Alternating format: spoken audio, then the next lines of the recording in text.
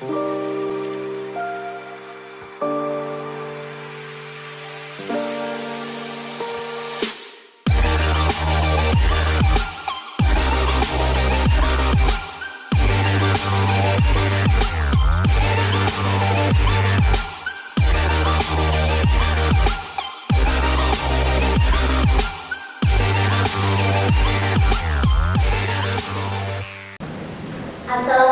warahmatullahi wabarakatuh.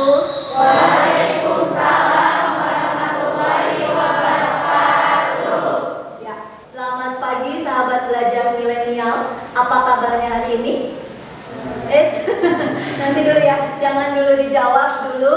Coba ungkapkan kabar kalian hari ini dengan suatu gerakan atau ekspresi. Lalu bagaimana kabar kalian? Terima kasih banyak loh sudah semangat hari ini ya. Ada yang mau mencoba mengungkapkan rasa syukurnya hari ini? Boleh, silakan. Dalfa, iya. Saya bersyukur karena masih bisa bangun dan hiburan kami juga melihat wajah teman-teman saya. Oke, so sweet banget ya. Untuk menambah keberkahan pembelajaran kita hari ini, alangkah baiknya kita mulai dengan berdoa. Ya, berdoa dipimpin oleh siapa? Boleh, silakan Idan. Duduk siap. Sebelum belajar, marilah kita berdoa. Berdoa dalam hati masing-masing. Berdoa mulai. Berdoa selesai. Untuk mengecek kehadirannya, coba ibu cek dulu ya di sini. Anissa Salsabila, Siap. Sylvia Asoka. Siap. Ibu akan ingatkan dulu pertemuan minggu kemarin. Ya, karena ini materinya berkaitan juga dengan pertemuan yang kemarin. Masih ada yang ingat nggak pertemuan kemarin? Oke, Paulina, apa? Tekanan hidrostatis. Tekanan hidrostatis. Hidrostatis artinya apa? Tekanan yang disebabkan oleh gaya yang terdapat tekanan saja terhadap bidang tekan. Oke. Kali ini pertanyaannya adalah kalau di ruangan ini tertutup, tekanannya bagaimana ya, gitu ya. Kalau tadi titik-titik yang sama akan mengalami tekanan yang sama. Sekarang kalau ruangan ini tertutup, maka tekanannya akan bagaimana? Ada yang sudah tahu belum ya? Tangga, boleh. Akan diteruskan ke segala arah. Sama besar atau tidak? Sama besar. Nah, apakah benar ya kalau ruangannya tertutup akan diteruskan ke segala arah dan sama besar? Nah, apa buktinya? Nanti kita coba lihat dulu ya video berikut. Ibu punya video nih, menarik sekali nih. Ini jembatannya, jalannya malah naik gitu ya? Jalannya malah naik. Ada yang tahu nggak bagaimana prinsip kerjanya London Bridge? Oke, coba dan kerja dan mengerjakan itu angkat dan gantung. Jadi jembatannya ada yang diangkat dan digantung. Oke, berarti ada yang diangkat dan ada yang digantungnya. Nah, nanti ini nih, bab ini nih dari video ini salah satu penerapan dari hukum Pascal. Inilah yang akan kita pelajari, hukum Pascal.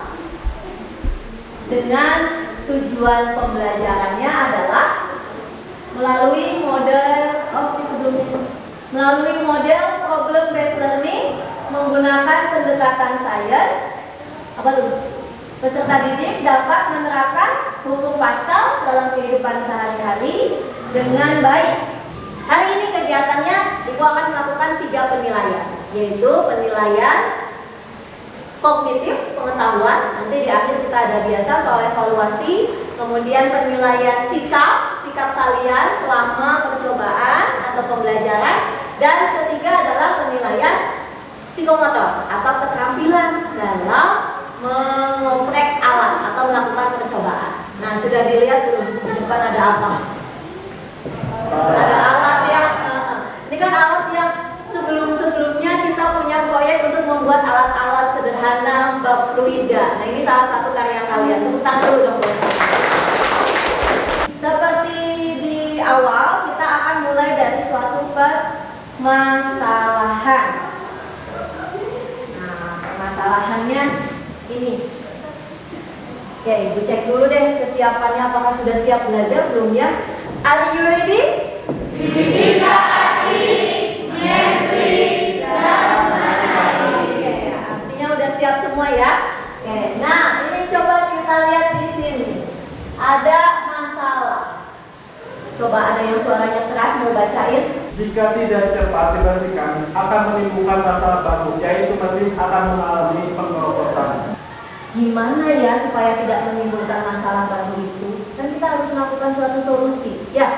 Nah, kita akan memecahkan masalah tersebut dengan bekerja tim, bekerja kelompok, ya. Ibu sudah bagikan ya kelompoknya, masih ingat nggak kelompok 1 sampai 4-nya anggotanya? Masih. Kalau masih ingat, Ibu akan set kelompoknya, nanti duduknya sesuai dengan papan kelompoknya ya. Ini kelompok 1, kelompok 2,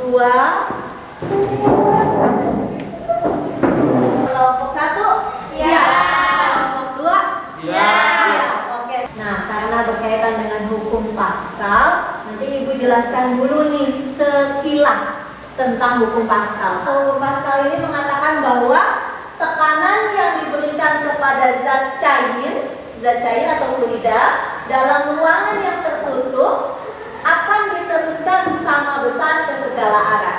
Konsepnya itu.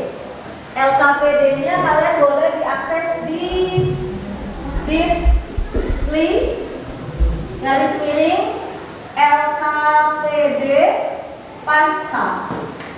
Kita lihat apa yang akan kita kerjakan. Nah, ini kompetensi dasarnya tentang fluida statis. Berdasarkan permasalahan yang di atas, permasalahan tadi, buatlah rumusan masalah. Setelah merumuskan masalah, kalian adalah menyusun hipotesis.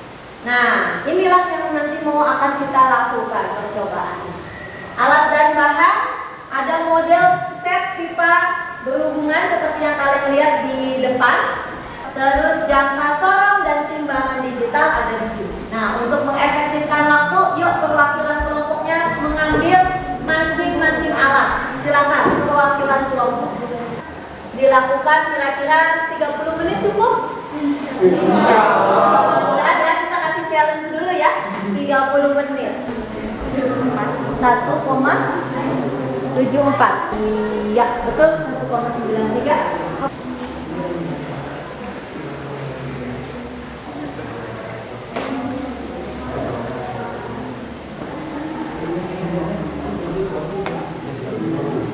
Oke, silakan diperbaiki.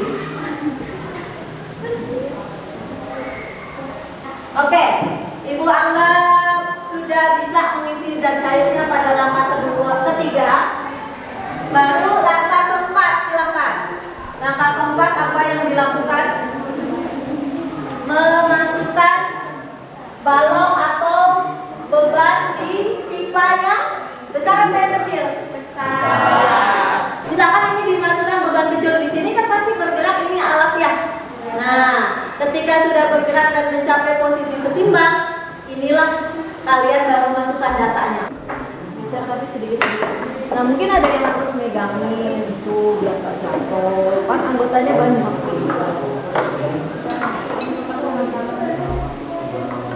Coba sekarang kamu masukin ini bener nggak? Terbukti nggak? Coba. 9 ya. Wah, gerak mak. Allah. Nah, tapi lambat ya, sampai dapat benar-benar posisi setimbang itu baru benar datanya nanti ya. Nah, gitu, sip, keren lah, tepuk tangan dulu lah untuk kelompok. Oke, kalau begitu kalian sudah sesuai dengan challenge yang tadi ya, 30 menit selesai untuk pengambilan data. Keren, tepuk tangan.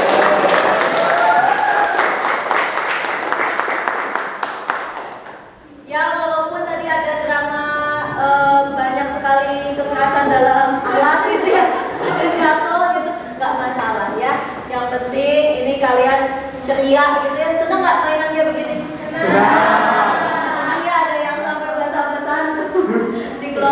4 nih, karena tadi ada yang tumpang kelebihan dan sebagainya. Nggak apa-apa ya, itu pengalaman belajar kalian. Karena 30 menit ini sudah habis sampai pengambilan data. Jadi sampai sini semuanya ditulis ya nanti ya di sini. Pertemuan selanjutnya kita akan lanjut kepada ini analisis data.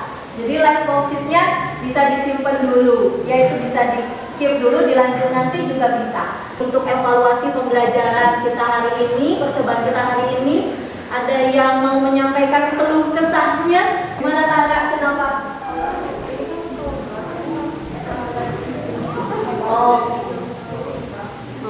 Untuk alatnya kelompok 3 katanya ada sedikit kelonggaran gitu ya, jadi agak miring-miring kayak gitu.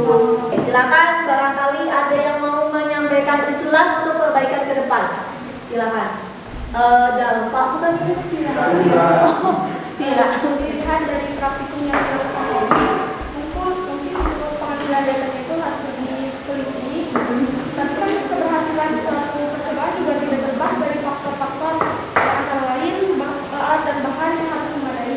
Dan juga mungkin seperti yang disampaikan tadi, kita juga sudah lama melakukan praktikum secara langsung. Jadi sebaiknya kita melakukan praktikum lagi agar terbiasa dalam menggunakan alat maupun dalam pengambilan data yang lebih akurat. Oke, terima kasih Vira sarannya ya. Itu sebagai evaluasi Ibu dalam pembelajaran. Nah, untuk evaluasi diri kalian, coba sekarang kalian akses di GCR. Ada tugas atau yang judulnya refleksi pembelajaran. Di sanalah kalian bisa merefleksikan diri kalian. Apa sih yang diperoleh untuk pertemuan hari ini? Kekurangan dirinya apa? Kalau sudah, Ibu mau dari satu orang untuk mengungkapkan supaya bisa jadi pembelajaran juga untuk teman-teman di sini, gitu ya. Coba siapa yang mau merefleksikan ini? Oke, Feby, silakan. Pada pembelajaran hari ini saya mendapatkan ilmu baru mengenai hukum pasal dan dapat menyampaikan secara langsung proses sederhana dari hukum pasal dari dongkrak hidrolik dan ternyata dongkrak hidrolik itu dapat mengangkat beban berat dengan daya kecil. Kekurangan saya dalam proses ini sebelum sampai dimulai perasaan cemas mendominasi diri saya. Jadi saat pengambilan datanya ragu-ragu. Oke, terima kasih ya untuk Feby. Jangan khawatir, yang namanya proses belajar itu wajar kalau melakukan kesalahan. Tapi kita harus bisa memperbaikinya untuk ke depan. Gitu ya? Oke ya, terima kasih Feby. Dan kemudian tadi kesimpulannya adalah, termasuk kesimpulan tadi apa yang diperolehnya, bahwasannya dengan hukum Pascal gitu ya, dengan hukum Pascal pada dongkrak hidrolik ini, pompa hidrolik, beban yang kecil dapat mengangkat beban yang besar, gitu ya katanya gitu. Tapi benar nggak secara hukum Pascalnya? Nanti akan dibuktikan di pertemuan selanjutnya. Untuk penutupnya, Ibu izinkan Ibu untuk mengutip salah satu kalimat yang Ibu ingat banget dari idola Ibu, namanya Albert Einstein. If we knew what we were doing, it would not be called research. Kalau kita tahu nih apa yang kita lakukan, apa yang sudah kita lakukan, itu tidak bisa dikatakan research atau penelitian. Nah, kalian yang lagi meneliti nih, sudah tahu belum sebelumnya tentang hukum Pascal? Belum kan? Kalau kalian sudah tahu, ya itu nanti gak bisa dikatakan penelitian. Paham ya? Jadi makanya tadi wajar ada cemas, wajar tadi tidak tahu, tapi sekarang jadi tahu karena sudah melakukan penelitian. Pertemuan besok setelah analisis data harus ada yang presentasi di depan. Jadi persiapkan diri dengan baik, jaga kesehatannya, jangan sakit, semoga sehat selalu dan bahagia selalu. Amin. Kita tutup dengan doa akhir majelis. Subhanallah.